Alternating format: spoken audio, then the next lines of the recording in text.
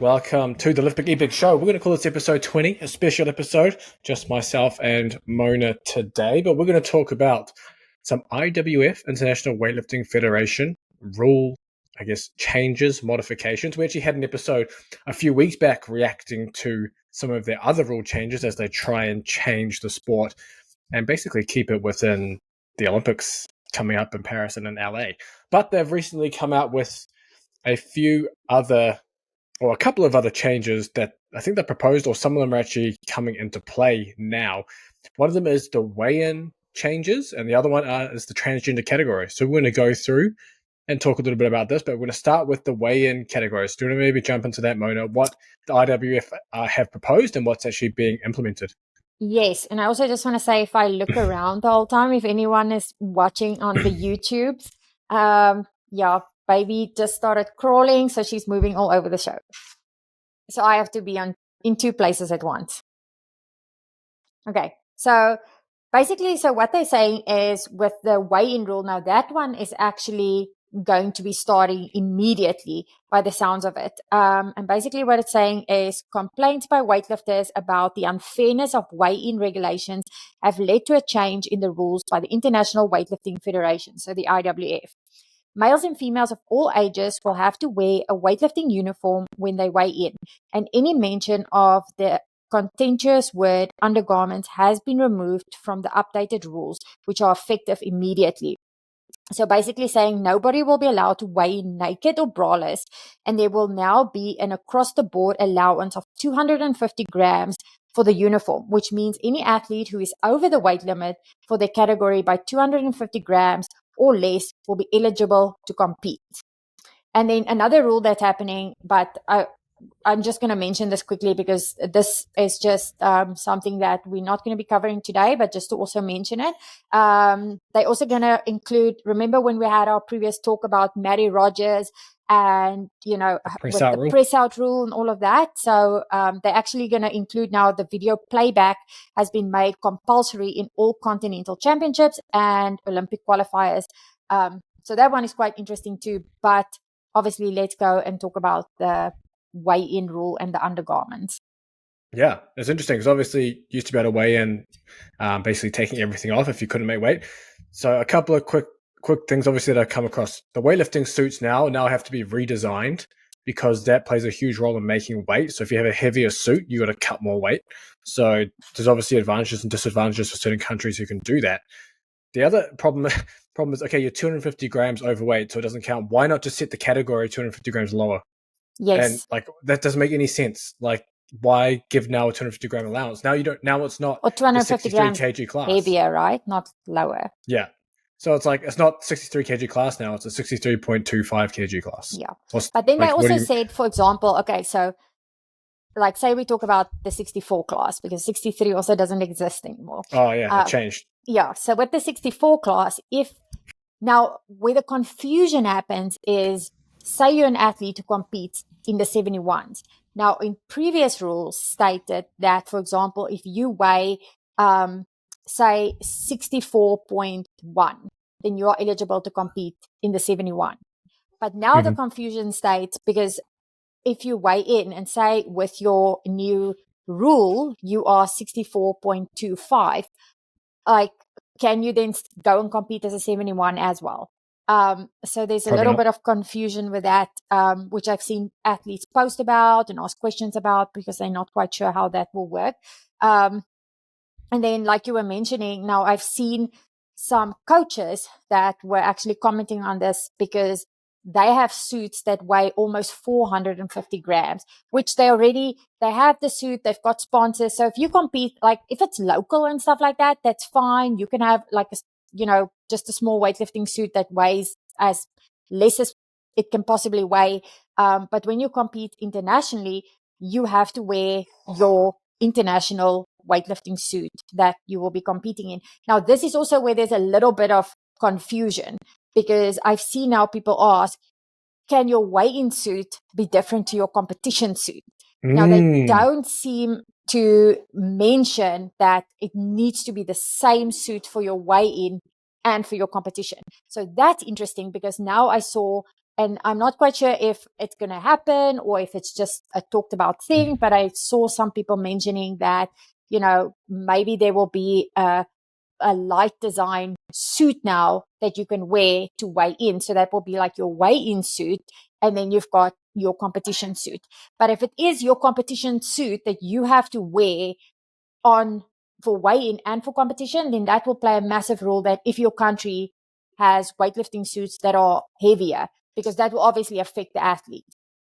Yeah, that's interesting because I can see you just wear like a cycling lycra, like very thin suit, something super light, just weigh in with that, and then just wear something else on the platform. There'll be first competition that people are going to do that. There's going to be so many loopholes because the IWF never, ever is concrete in any of their rule changes.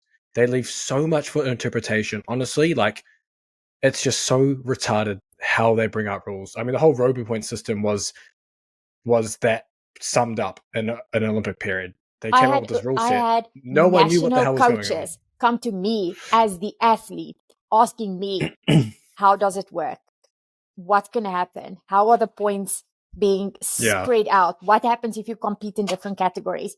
So like you were mentioning, there's so many loopholes, but then the problem is now an athlete goes and weighs in. So obviously the first time this is going to happen in an international comp, like you said, if there's loopholes and an athlete comes there with, say, some sort of a super thin, maybe even see-through suit, because that's obviously what they're trying to avoid. They're trying to avoid, obviously, I think, people being able to weigh in naked or, being able to like see the athlete naked and stuff like that, which I can understand. But then again, if you're a female athlete, you have female judges. You have female judges that are weighing you in. So technically you should be able to weigh in however you want to. This is how it used to be. And then I also had another coach that I saw comment on this post and or the rule change, and he was mentioning, why don't they have curtains up that will like in all combat sports? Yeah, cover the athlete so that no one can see the athlete naked, and then get their weight on the scale.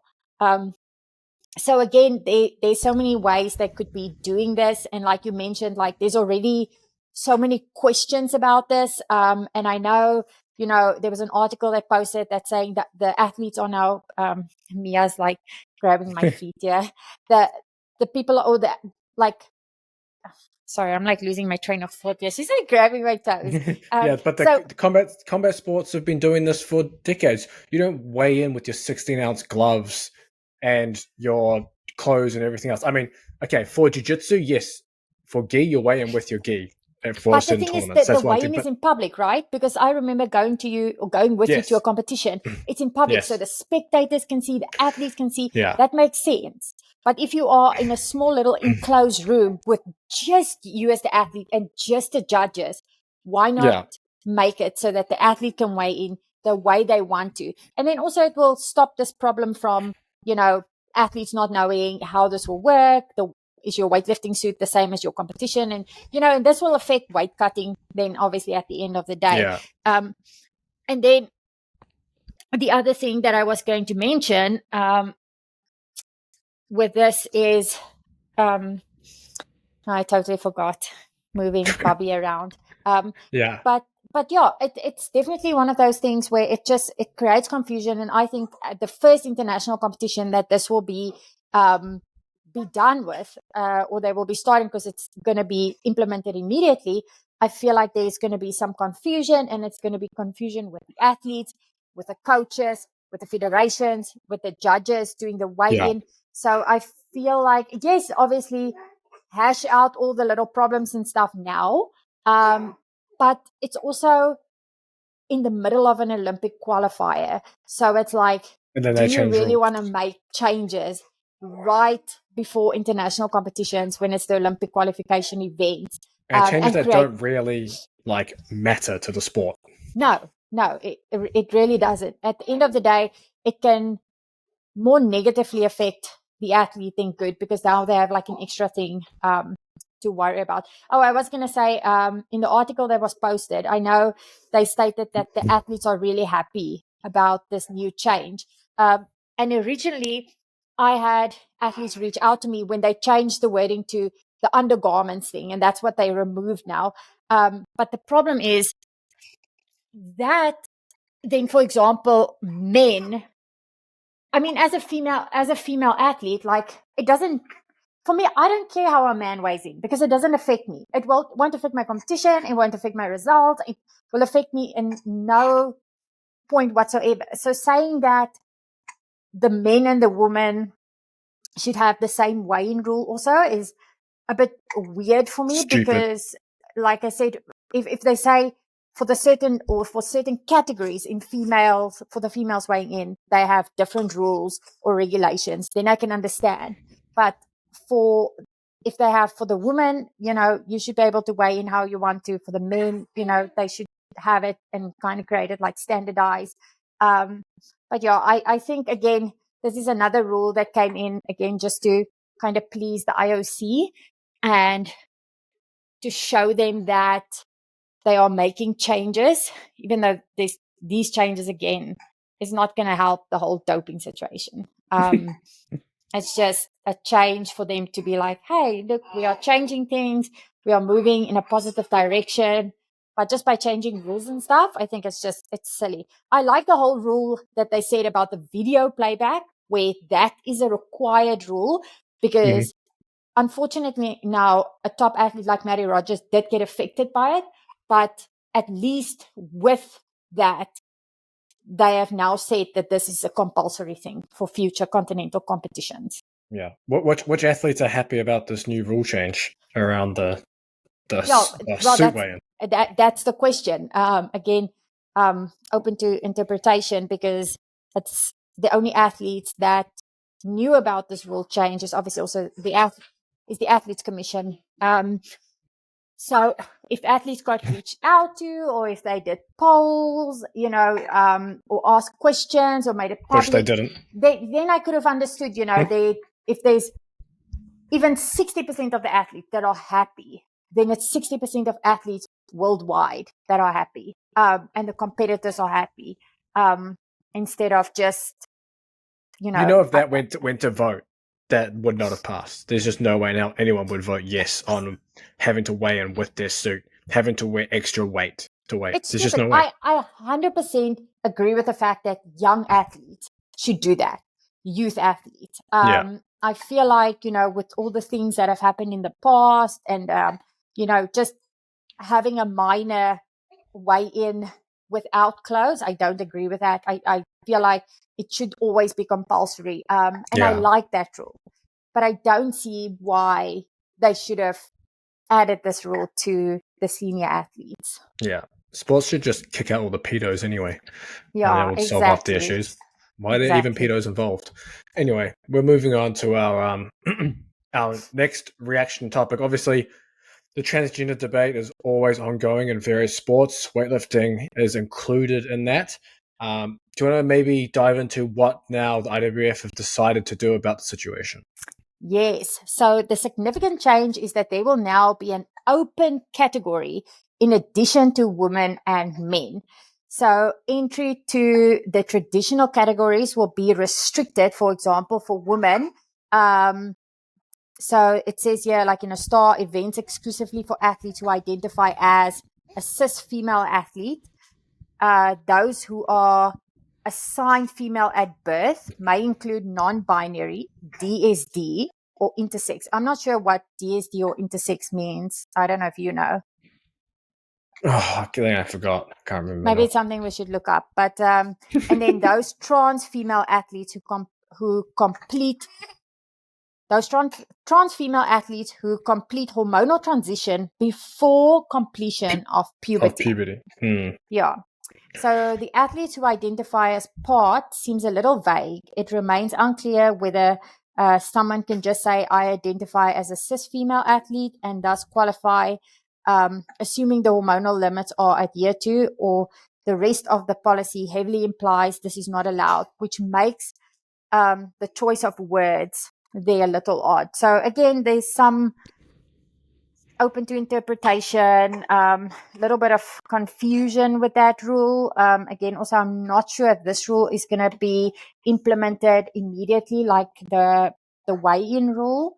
But again, I feel like this could cause a lot of question, a lot of, uncertainty by athletes. Again, I'm sure this will cause uncertainty with athletes who fall under that category, athletes who are non-binary, athletes who are transgender. Where will they fall into? Do they fall under the regulation? I did also see a letter to say that I saw in the rules that they need to provide a letter to say that they underwent the hormonal changes by X amount of time to be able to compete in it. So again, it's something that's a little vague at this stage. I personally feel like if they do have an open category, I feel like it's the best thing that they can do for, especially for the female athletes. I'm talking for the female athletes alone here, because there's been quite a few, uproars in the past about, at the transgender athletes and competing with the female athletes. And I mean, we all know, there's people that fight it. There's people that, have so many things to say, and say that it's fair for these athletes to compete with female athletes. But, in all honesty, and you've got the research paper as well, to back it, to say that there is so much unfairness to have a male athlete transition to a female and call themselves a female and then be able to compete against athletes who are female, who were born female, who's got the hormones of females, who's, been a female their whole life. There's a lot of unfairness with that. There's a lot of, just you take away positions from athletes who could qualify for international competitions. You take away from female athletes who could have gotten sponsorships. Just as much as this can be a job for a male athlete, this is a job for like a female athlete as well, if you're a professional athlete. So I feel like if that gets taken away from an actual born female athlete, I'm against that. Yeah, it's an interesting, it's a step in the right direction, but this whole open category thing, I think you often hear people be like, oh, just have a transgender category, but there's just no way you can have a transgender category. There's not enough people competing for it to be a viable option. And even then in all again, sports, is it going to be weight categories? Are they going to be, all the weight classes in there? Say there's one person that identifies as non-binary and a transgender. Where are they going to fall into? Do they compete against each other? Do they work according then to Roby points or Sinclair points? Or how is it going to work? It's the same in all sports. There's just not enough people competing for that to make it a viable option. But I get it. It's a step in the right direction.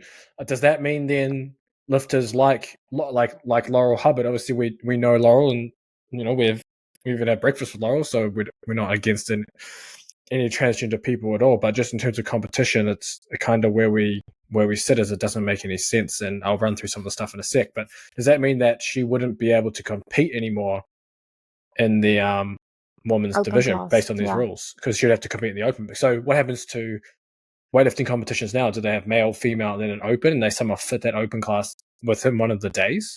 I'm not sure how that will work within the planning, because usually it's just males and female categories. Yeah, I feel like it should be better written or better said, and the rules should be more clear. Is this something that did they say they're going to? This is like happening, or that? Yeah, and I think it's happened already with other sports as well, because I saw something about the IOC implementing it too. So yeah, it's something that's going to be happening. Like it's 100% happening. I think what will be interesting as well, as soon as you create an open category, I think this whole thing will die. And I think they'll just end up having less competitors, because a lot of these guys transitioning to females have a huge advantage. And you suddenly just put them into an open, that advantage is lost because they're not competing against females anymore. And people can poo-poo and whatever, advantage this, advantage that, and I'll run through some stuff now. But Like even so, it's interesting how they say, if you transition before puberty, and there's still sex differences before puberty between boys and girls, and big physical ones too. So, for example, even at 9 years old, little boys are faster over short sprints, 10% faster over short sprints. They're also 16.5% faster over 1 mile, and can jump 10% further than equivalent 9-year-old females on average. So you're looking at like a 10 to 16% difference in physicality between males and females, or boys and girls, at that young age. So even before puberty, I mean, boys are still getting or still have some of these gains compared to females, and they retain that. And I mean, I can run through a whole bunch of the science if that's something that might interest the listeners and maybe yourself, Leaf. But we can start with regarding I think the whole. if you can like sum it up to like, Yeah. so the people can know, what the So research says, So the how biggest it thing will is affect. you can map out the elite of the elite world records to show a performance gap. So you can go male and females over all the sports. And what you see is there's a male advantage in every sport, ranging from endurance-based sports, usually a performance is 10 to 13% greater than females, rowing, swimming, track running, etc., all the way up to a greater than 50% difference. And this would be in things like how fast you can throw a baseball, a field hockey drag flick. If anyone knows field hockey, weightlifting sits in that 29 to 34% range. So males tend to have over 30% greater, world record lifts compared to females. That's how big that advantage is. So when you're just comparing that, there's a huge performance gap already. And strength-based activities, strength and power-based activities see the biggest performance gaps. And that's where obviously weightlifting sits. And it seems to be, when when the upper body is more involved in the activity, the performance gap becomes greater. And we know that men are generally stronger than women, and that's one of the reasons why. So if we go down to like more of the, performance differences, even in young adults, males tend to have a VO2 max, or aerobic capacity, 56% higher than females, 89% greater 1RM strength, 57% greater muscle size, 109% greater isometric strength, and 162% greater power output, upper body power output than females. And this is just on average within these cohorts. Obviously, that doesn't mean like you take someone like Steffi Cohen, world record powerlifter, and compare them to average Joe who sits on the couch. This is a average over a certain population. So this does not include outliers within this. Now, I already mentioned about the 9-year-olds that are able to basically, perform more better over physical tasks. I mean, even as young as 6 years old, there are performance differences. So even if we're talking pre-puberty, little boys, 6 years old, can perform 16% more shuttle runs and jump 10% further than 6-year-old girls.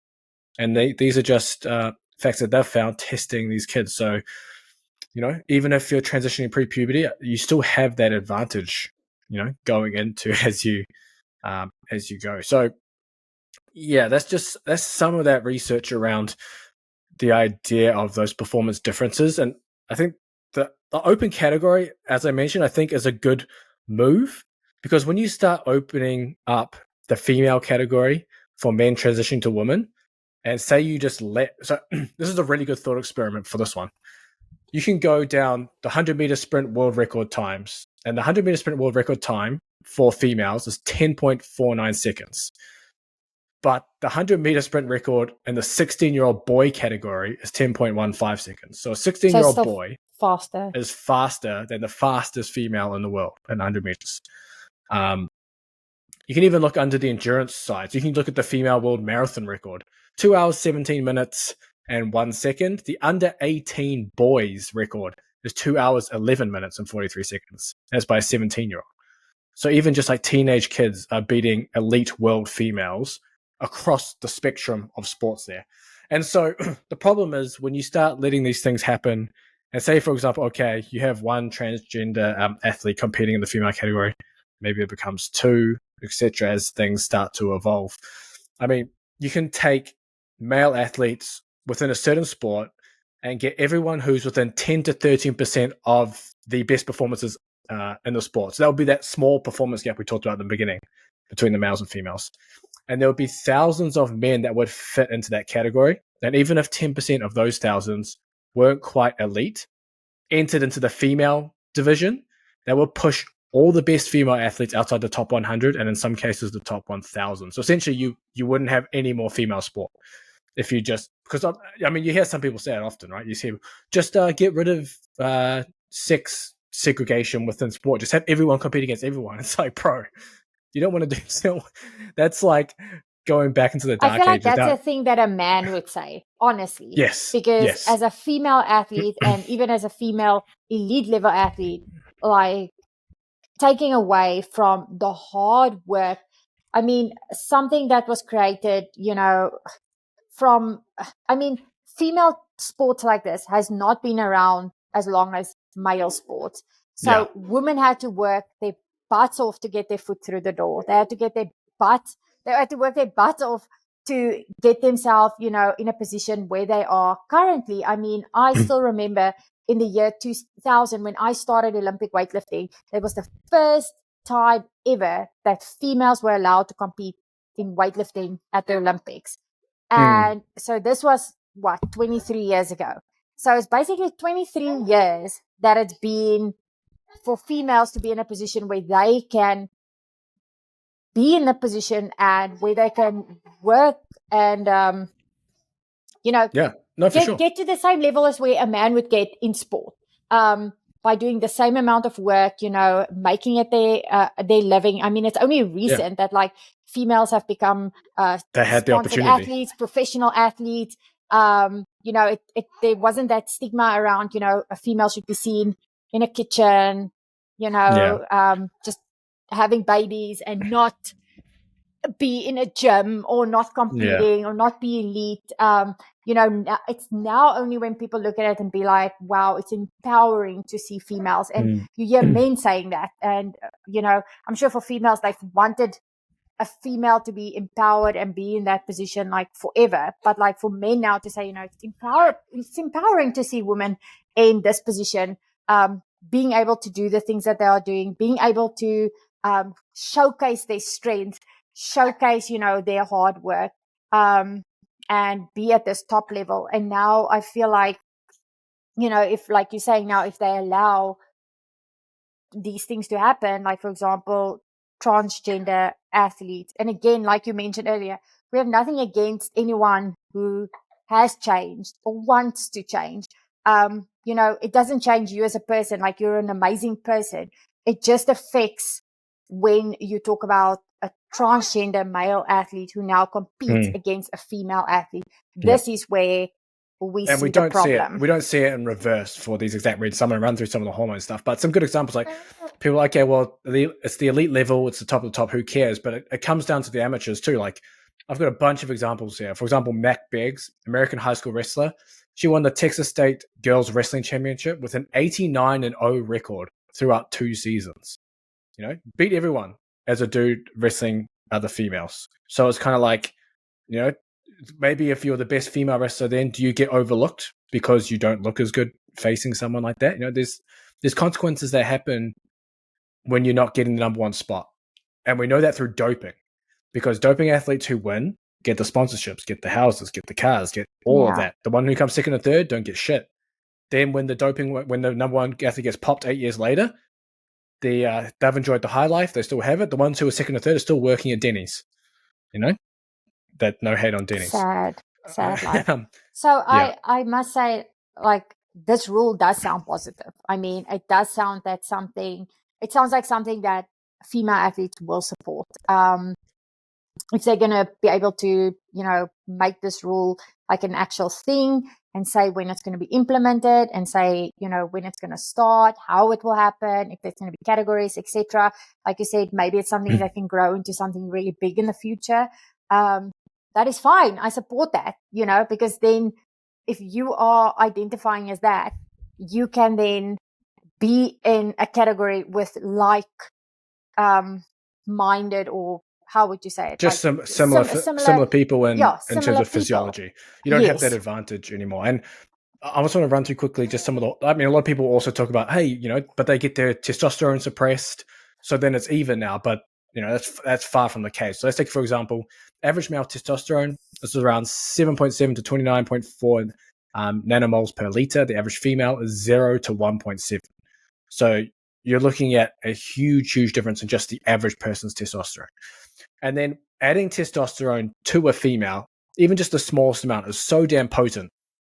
Even if you bring them to the lowest male range, so like 7.3, you see 4.5% increases in the muscle mass, 12 to 14% increases in lower body strength and power, 26% increase in upper body power.